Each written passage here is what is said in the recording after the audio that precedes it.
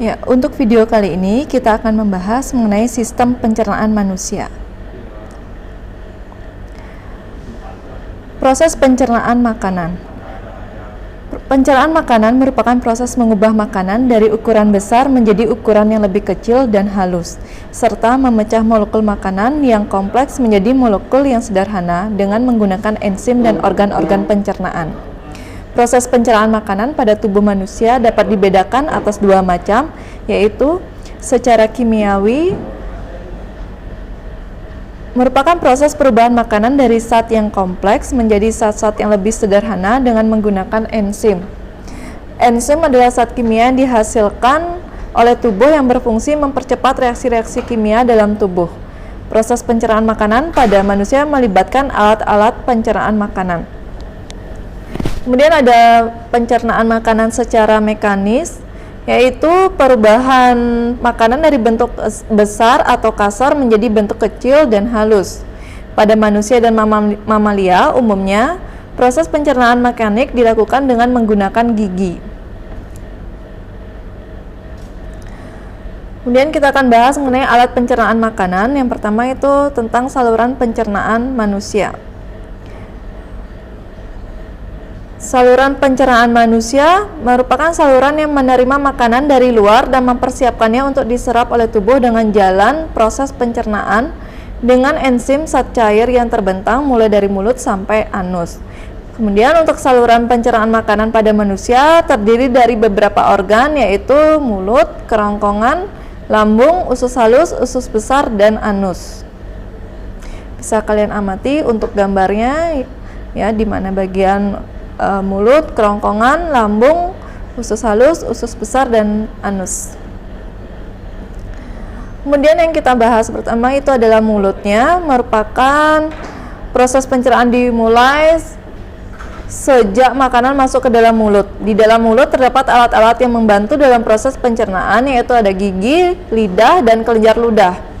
Di dalam rongga mulut, makanan mengalami pencernaan secara mekanik dan kimiawi. Kemudian beberapa organ di dalam mulut, yaitu ada gigi.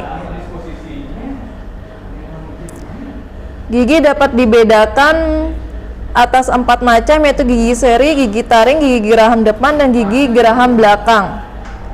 Ya, bisa kalian amati untuk bagian-bagiannya yang digambar. Ya, di mana bagian-bagian gigi ada email gigi, merupakan lapisan keras berwarna putih yang menutupi mahkota gigi. Kemudian ada tulang gigi tersusun atas zat dentin. Kemudian ada sumsum gigi yang merupakan rongga gigi yang di dalamnya terdapat serabut saraf dan pembuluh-pembuluh darah. Itulah sebabnya bila gigi kita berlubang akan terasa sakit karena pada sumsum gigi terdapat saraf. Kemudian untuk lidah berfungsi untuk mengaduk makanan di dalam rongga mulut dan membantu mendorong makanan. Selain itu, lidah juga berfungsi sebagai alat pengecap yang dapat merasakan manis, asin, pahit, dan asam. Lidah mempunyai reseptor khusus yang berkaitan dengan rangsangan kimiawi. Lidah merupakan organ yang tersusun dari otot. Kemudian permukaan lidah dilapisi dengan lapisan epitelium yang banyak mengandung kelenjar lendir dan reseptor pengecap berupa tunas pengecap. Tunas pengecap terdiri atas sekelompok sel sensori yang mempunyai tonjolan seperti rambut yang disebut dengan papila. Kemudian dari gambar yang disajikan bisa kalian lihat sendiri bagian-bagian yang mana yang merasakan manis, bagian asin, yang asam, dan pahit. Kemudian untuk kerongkongan. Kerongkongan atau esofagus merupakan saluran penghubung antara rongga mulut dengan lambung. Kerongkongan berfungsi sebagai jalan bagi makanan yang telah dikunyah dari mulut menuju ke lambung. Jadi pada kerongkongan tidak terjadi proses pencernaan. Otot kerongkongan dapat berkontraksi secara bergelombang sehingga mendorong makanan masuk ke dalam lambung. Gerakan kerongkongan ini disebut dengan gerak peristaltis. Gerak ini terjadi karena otot yang memanjang dan melingkari dinding kerongkongan mengkerut secara bergantian. Jadi gerak peristaltis ini merupakan gerakan kembang kepis kerongkongan untuk mendorong makanan masuk ke dalam lambung. Ya, bisa kalian amati untuk Di gambarnya cara kerja dari kerongkongan, ya, di bagian atas itu ototnya berkontraksi sehingga ada makanannya, kemudian ada proses ototnya relaksasi. Makanan berada di dalam kerongkongan hanya sekitar 6 detik. Bagian pangkal kerongkongan berotot lurik. Otot lurik pada kerongkongan bekerja secara sadar menurut kehendak kita dalam proses menelan. Artinya pada saat menelan, jika makanan telah dikunyah sesuai kehendak, akan tetapi sesudah proses menelan hingga sebelum mengeluarkan feses, kerja otot-otot organ pencernaan selanjutnya tidak menurut kehendak atau tidak disadari. Kemudian lambung atau ventriculus merupakan kantong besar yang terletak di sebelah kiri rongga perut sebagai tempat terjadinya sejumlah proses pencernaan. Lambung terdiri dari 3 bagian, yaitu bagian atas yaitu kardiak, bagian tengah yang membulat fundus, dan bagian bawah pilorus. Kardiak berdekatan dengan hati dan berhubungan dengan kerongkongan. Pilorus berhubungan langsung dengan usus 12 jari. Kemudian di bagian ujung kardiak dan pilorus, ya, di ujung kardiak dan pilorus terdapat klep atau sphincter yang mengatur masuk dan keluarnya makanan ke dan dari lambung. Ya, untuk struktur anatomi lambung bisa kalian lihat di gambar, ya.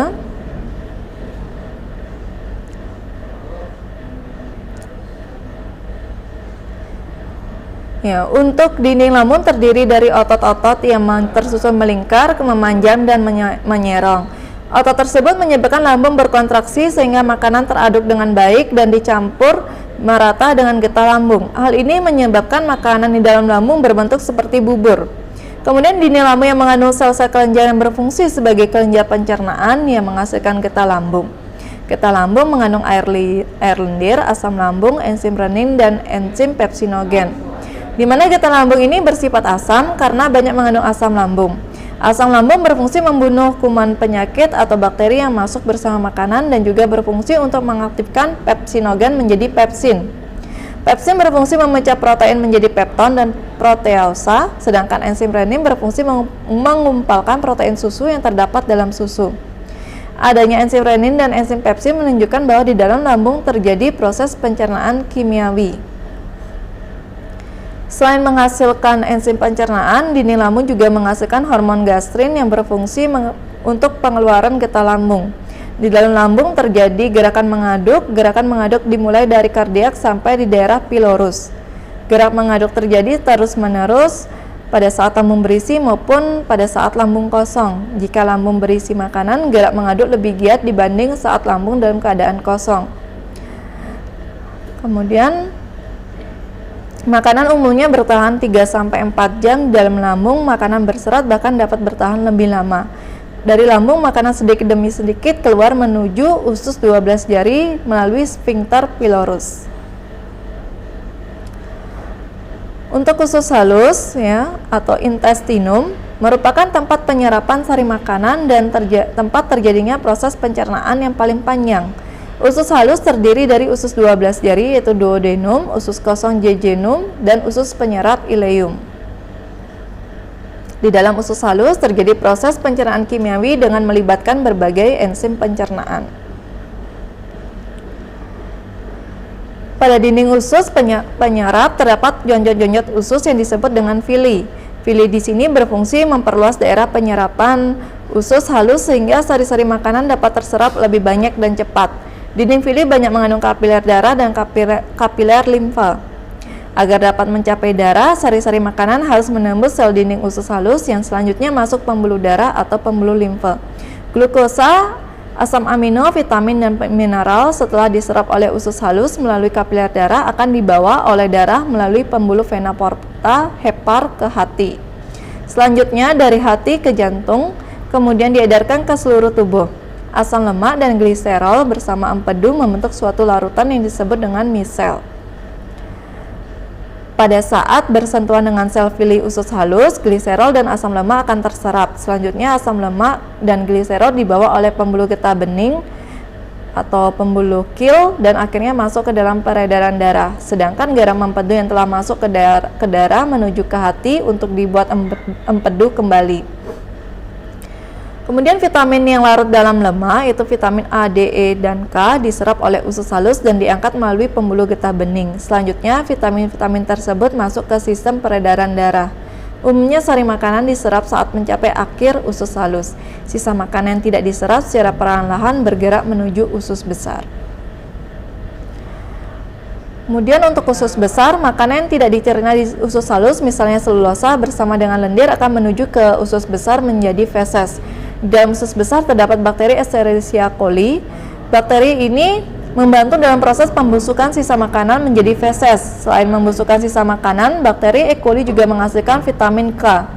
Vitamin K berperan penting dalam proses pembekuan darah. Sisa makanan dalam usus besar masuk banyak mengandung air.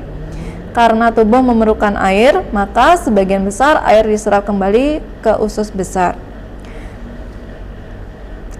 Penyerapan kembali air merupakan fungsi penting dari usus besar. Usus besar terdiri dari bagian yang naik, yaitu mulai dari usus buntu, bagian mendatar, bagian menurun, dan berakhir pada anus. Perjalanan makanan sampai di usus besar dapat mencapai antara 4-5 jam, namun di usus besar makanan dapat disimpan sampai 24 jam. Di dalam usus besar, feses didorong secara teratur dan lambat oleh gerakan peristaltik menuju ke rektum. Gerakan peristaltis ini dikendalikan oleh otot polos atau otot tak sadar. Kemudian anus merupakan lubang tempat pembuangan feses dari tubuh. Sebelum dibuang lewat anus, feses ditampung terlebih dahulu pada bagian rektum. Apabila feses sudah siap dibuang, maka otot sphincter rektum mengatur pembukaan dan penutupan anus. Otot sphincter yang menyusun rektum ada dua, yaitu otot polos dan otot lurik. Jadi proses defekasi dilakukan dengan sadar, yaitu dengan adanya kontraksi otot dinding perut yang diikuti dengan mengendornya otot sphincter anus dan kontraksi kolon serta rektum. Akibatnya feses dapat terdorong ke luar anus. Selanjutnya kita akan membahas mengenai kelenjar pencernaan. Kelenjar pencernaan berperan untuk menghasilkan berbagai enzim pencernaan. Enzim-enzim yang dihasilkan oleh kelenjar pencernaan ini dibutuhkan untuk membantu proses pencernaan makanan. Yang pertama itu ada kelenjar ludah. Kelenjar ludah merupakan kelenjar pencernaan yang pertama kali mencerna makanan ketika makanan masuk ke dalam mulut. Di mana kelenjar ludah dalam rongga mulut ada 3 pasang, yaitu ada kelenjar parotis terletak di bawah telinga, kelenjar submandibularis terletak di rahang bawah, kelenjar sublingualis terletak di bawah lidah. Kelenjar ludah menghasilkan enzim petialin yang berguna untuk mengubah zat tepung menjadi zat gula. Yang kedua ada kelenjar lambung. Kelenjar lambung ialah kelenjar pencernaan yang menghasilkan enzim asam klorida, renin, pepsin. Enzim pada lambung dihasilkan oleh dinding lambung. Kemudian asam klorida dipengaruhi oleh hormon gastrin dan gerak refleks yang muncul ketika makanan masuk ke dalam lambung. Kemudian untuk yang enzim yang diproduksi oleh dinding lambung yaitu ada asam klorida untuk membunuh kuman penyakit dan bakteri yang masuk bersama makanan. Kemudian renin untuk mengendalikan protein susu pada air susu yang hanya terdapat pada ASI, sedangkan pepsin untuk mengubah protein menjadi pepton. Kemudian kelenjar hati ialah kelenjar pencernaan terletak pada rongga perut sebelah kanan. Pada bagian depan hati terdapat kantung empedu yang berguna untuk menampung cairan empedu sebelum disalurkan untuk mencerna makanan. Empedu dibuat dari perombakan sel-sel darah merah yang telah mati atau rusak, di mana cairan empedu berguna untuk mengemulsikan lemak, yaitu mengubah ukuran lemak menjadi partikel-partikel yang lebih kecil agar lebih mudah diserap dan diedarkan oleh darah ke seluruh tubuh. Kelenjar pankreas ialah kelenjar pencernaan yang terletak di dalam rongga parut di dekat lambung dan usus halus. Kemudian enzim yang dihasilkan oleh pankreas yaitu ada amilase mengubah amilo menjadi glukosa, lipase mengubah lemak menjadi asam lemak dan mengubah lemak menjadi gliserol. Kemudian ada tripsin untuk mengubah protein menjadi senyawa asam amino. Kelenjar usus pada manusia dibedakan menjadi usus 12 jari dan usus halus. Pada usus 12 jari bermuara saluran getah pankreas dan saluran empedu. Empedu dihasilkan oleh hati dan ditampung di dalam kantung empedu. Selanjutnya empedu dialirkan melalui saluran pembuluh saluran empedu ke usus 12 jari. Kemudian empedu mengandung garam-garam empedu dan zat warna empedu yaitu bilirubin. Garam empedu berfungsi mengemulsikan lemak. Zat warna empedu berwarna kecoklatan dan dihasilkan dengan cara merombak sel darah merah yang telah tua di hati. Zat warna empedu memberikan ciri warna coklat pada feses. Untuk organ penghasil enzim dan fungsinya, yang pertama ada amilase, dihasilkan oleh kelenjar ludah. Tempat bekerjanya pada mulut, berfungsi mengubah amilum menjadi maltosa, sedangkan pepsin di lambung, kerjanya juga di lambung, menjadi protein menjadi berfungsi berubah protein menjadi polipeptida, sedangkan lipasa yang dihasilkan oleh pankreas, kerjanya di usus halus, berfungsi mengubah lemak menjadi gliserol dan asam lemak. Amilase yang dihasilkan oleh pankreas, bekerja di usus halus, berfungsi mengubah amilum menjadi maltosa. Kemudian tripsin yang dihasilkan oleh pankreas, bekerjanya di usus halus, mengubah protein menjadi polipeptida. Kemotripsin yang menghasilkan oleh pankreas, bekerja di usus halus, berfungsi juga untuk mengubah protein menjadi polipeptida. Kemudian ada karbosipeptidase yang dihasilkan oleh pankreas, tempat bekerjanya di usus halus, berfungsi sebagai mengubah polipeptida menjadi asam amino. Kemudian laktase dihasilkan oleh usus halus, bekerja di usus halus juga, berfungsi mengubah laktosa menjadi glukosa dan galaktosa. Kalau sukrase dihasilkan oleh usus halus, tempat bekerjanya juga di usus halus, berfungsi mengubah sukrosa menjadi glukosa dan fruktosa. Peptidase yang dihasilkan oleh usus halus, bekerja di usus halus, mengubah polipeptida menjadi asam amino. Kemudian maltase dihasilkan oleh usus halus, bekerja di usus halus, mengubah maltosa menjadi glukosa. Proses pencernaan karbohidrat bisa diamati di mana ada nasi, makanan dihancurkan, kemudian ada air dan enzim amilasa melarutkan makanan, kemudian menjadi molekul zat tepung menjadi maltosa, kemudian menjadi glukosa dan disimpan menjadi glikogen, kemudian masuk ke dalam metabolisme dalam tubuh menjadi ATP, kemudian yang jadi H2O yang diekskresikan melalui ginjal, kemudian ada CO2 plus H2O diekskresikan melalui paru-paru. Kemudian untuk pencernaan protein, misalnya ikan dihancurkan dibantu oleh air dan enzim melarutkan makanan menjadi kim, kemudian menjadi molekul protein. Protein dipecah oleh enzim pepsin menjadi polipeptida pendek, kemudian dipecah dengan enzim erepsin menjadi asam amino, di mana asam amino dideaminasi dalam hati menjadi asam keto, kemudian masuk ke dalam siklus asam sitrat seperti metabolisme karbohidrat. Kemudian ada asam amino diserap oleh jonjot usus, kemudian langsung dapat diserap oleh jaringan untuk berbagai keperluan menurut fungsi protein tersebut menjadi NH2 dan senyawa organik sederhana dikeluarkan ginjal berupa urea dan amonia.